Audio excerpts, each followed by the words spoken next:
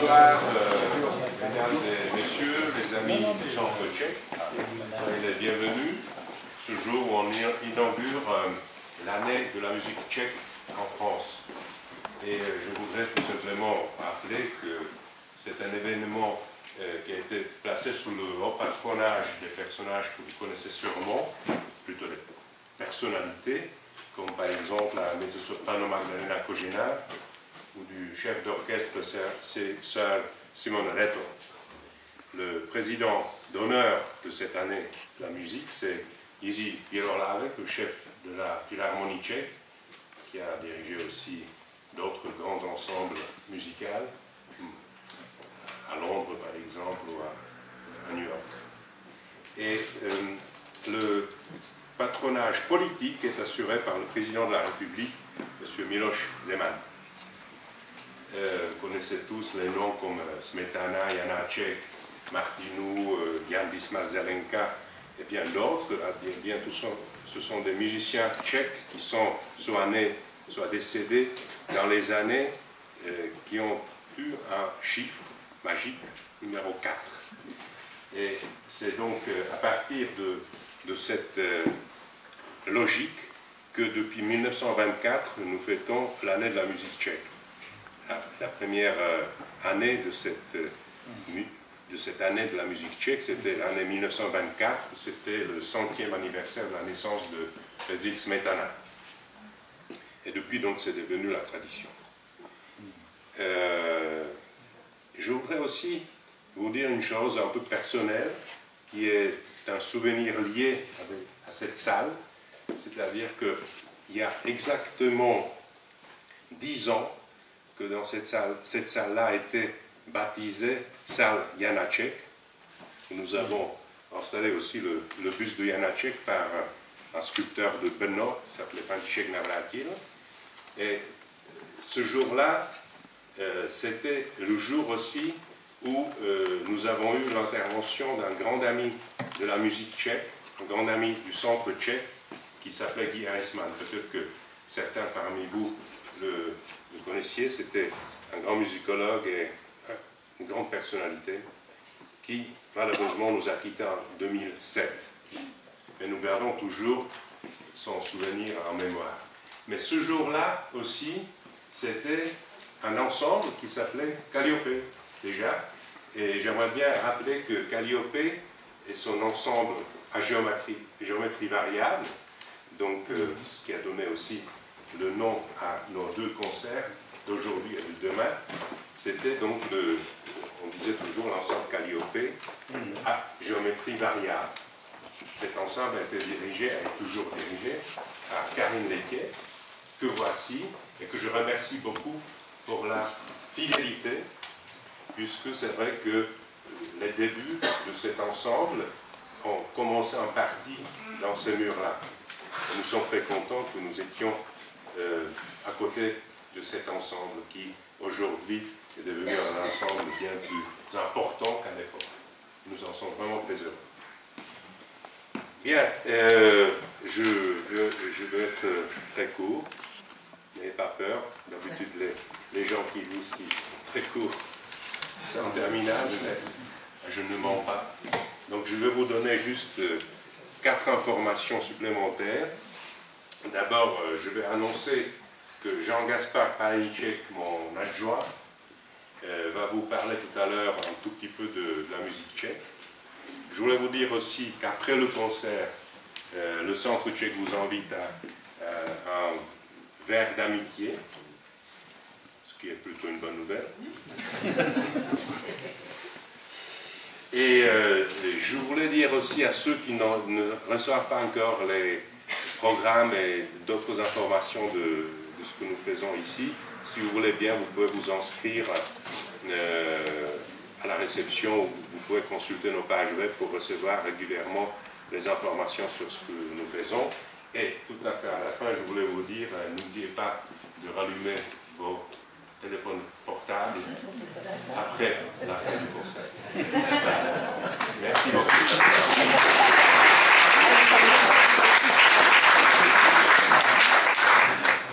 Bonsoir, alors moi aussi je vais vous rassurer, je ne vais pas être bref. Puisqu'on m'a demandé de faire un historique rapide, mais quand même, de la musique tchèque, et de soulever un peu certains moments importants des relations musicales avec la France.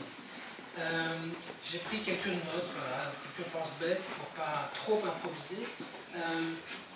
Si on remonte aux origines, il y a deux œuvres emblématiques pour la musique tchèque, deux chorales. L'un étant Gospodine Pomilujene, composé à peu près en 1050, Seigneur en pitié, et qui en fait est chanté en ancien slave et qui renvoie, du fait du choix de cette langue, à l'évangélisation de la Bohème et de la Moravie, à l'arrivée de Cyril et Méthode, les évangélisateurs de l'Europe centrale, qui dotent aussi les Slaves de leur premier alphabet. Donc une référence à l'église de Lorient, puisque Cyril et Méthode viennent de Thessalonique. Un choral que vous connaissez très certainement parce qu'il a été beaucoup mis en musique. On le retrouve dans l'opéra Les Bouchers de Smetana, on le retrouve... Janacek l'a mis en musique pour une formation un peu atypique pour chœur, quatuor à cordes, harpe, orgue et cuivre. Plus près de nous, Miroslav Kabelach l'a mis en musique dans un cycle important pour chœur, orchestre et piano. L'autre chorale auquel je pense, c'est le choral de Saint-Venceslas, donc qui lui date du milieu du XIIIe siècle. Les dates ne sont pas évidentes. Et qui renvoie cette fois à la tradition occidentale, puisque Saint Venceslas, patron de la Bohème, et donc était duc de Bohème dans les premières 30 années du Xe siècle, et il est connu entre autres pour sa politique étrangère conciliante, et ses tentatives d'essayer plutôt d'éviter des conflits armés et bon, bien sûr il y a des regards différents sur cette période de l'histoire, mais on peut considérer que c'est un fin négociateur au moment où l'État tchèque est en train de naître.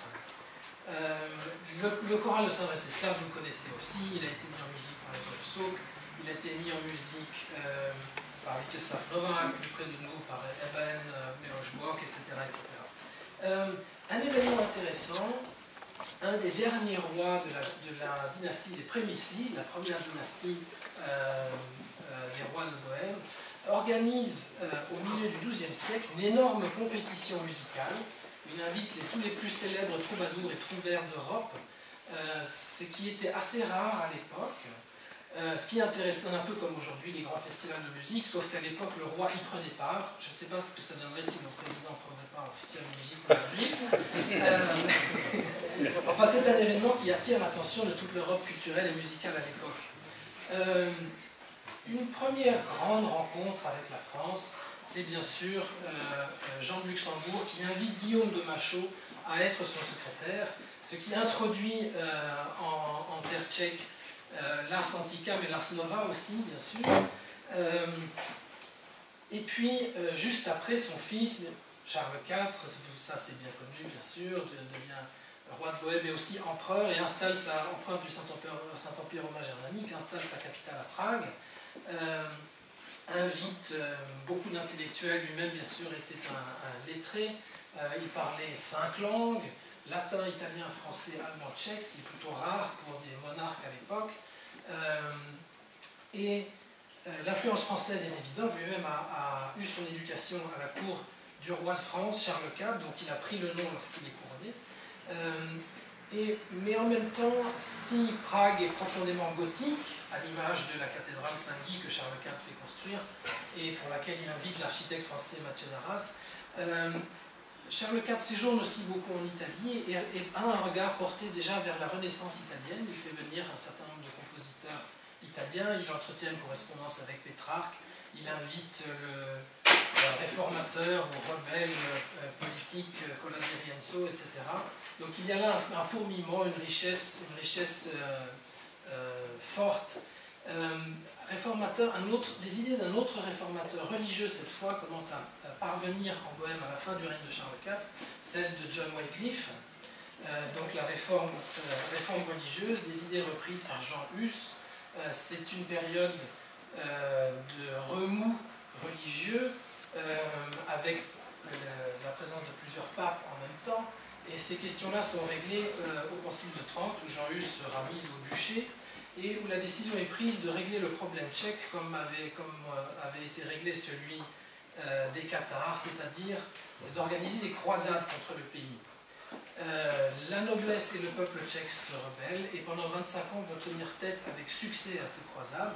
Par contre, les conséquences pour la culture sont assez néfastes. Destruction de monastères, bien sûr le pays est pris dans la guerre, et ce qui est les formes musicales qui sont dominantes à l'époque, c'est de nouveau des chorales qui sont souvent utilisées comme des hymnes de guerriers, comme de véritables armes. Donc on pourrait considérer d'un point de vue musical qu'il y a un certain appauvrissement. Et le plus célèbre de ces chorales, sans doute, est le choral Toshtu Boji Bojovnice, qui sont les guerriers de Dieu, lui aussi énormément mis en musique par la suite, chez Smetana dans plusieurs pièces de son cycle La Patrie, chez Janáček dans l'opéra Les Voyages de M. Brouček, etc. etc. Plus récemment par Karel Husa, un compositeur qui s'est exilé aux États-Unis et qui écrit en 68 musique pour Prague au moment de l'invasion de la Tchécoslovaquie par les armées du pacte de Varsovie.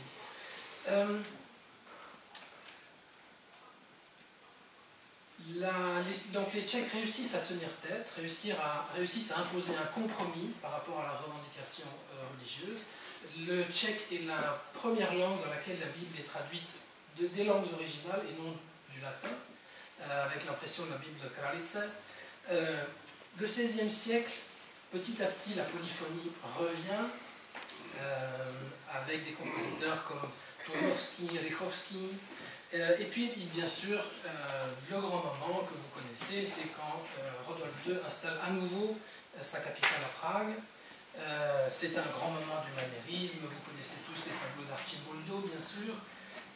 Ce qui est intéressant, c'est que Rodolphe II, qui par ailleurs n'est pas un très grand mélomane, crée un ensemble musical de la cour, Dvorní kapela, qui a un statut tout à fait particulier, assez inouï pour l'époque, puisqu'il envoie des personnes à la recherche des plus grands musiciens ou des plus talentueux musiciens, y compris à travers toute l'Europe, y compris dans des familles pauvres. Il assure leur éducation, il leur verse une pension à vie pour les former et pour les intégrer dans son ensemble musical, ce qui est assez exceptionnel pour l'époque. Alors il rassemble des compositeurs venus vraiment des quatre coins de l'Europe, des Flamands, des Français, des Italiens, des gens de la région bien sûr aussi. Cette période de grand faste culturel est interrompue à nouveau par la bataille de la Montagne Blanche, la guerre de 30 ans. Ce sont là des épisodes relativement connus. La population du pays diminue de moitié à peu près à la fin de la guerre de 30 ans, en partie à cause des guerres, en partie à cause de l'exil très important de tous les intellectuels, penseurs, artistes, protestants.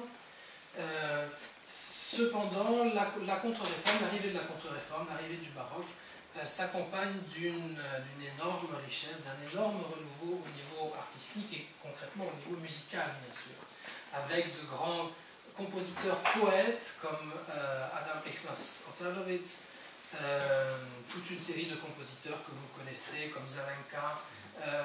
On dit alors que Prague est le conservatoire de l'Europe. C'est vrai que beaucoup de musiciens venus de l'Europe entière se rendent en Bohème, dans les différentes cours nobiliaires. Au contraire, beaucoup d'instrumentistes tchèques vont dans les cours étrangères, principalement à Vienne, bien sûr, la capitale, mais aussi à Dresde, à Berlin, en France, en Italie, et jusque dans des recoins plus inattendus, en Inde, en Chine, en Mésopotamie, etc.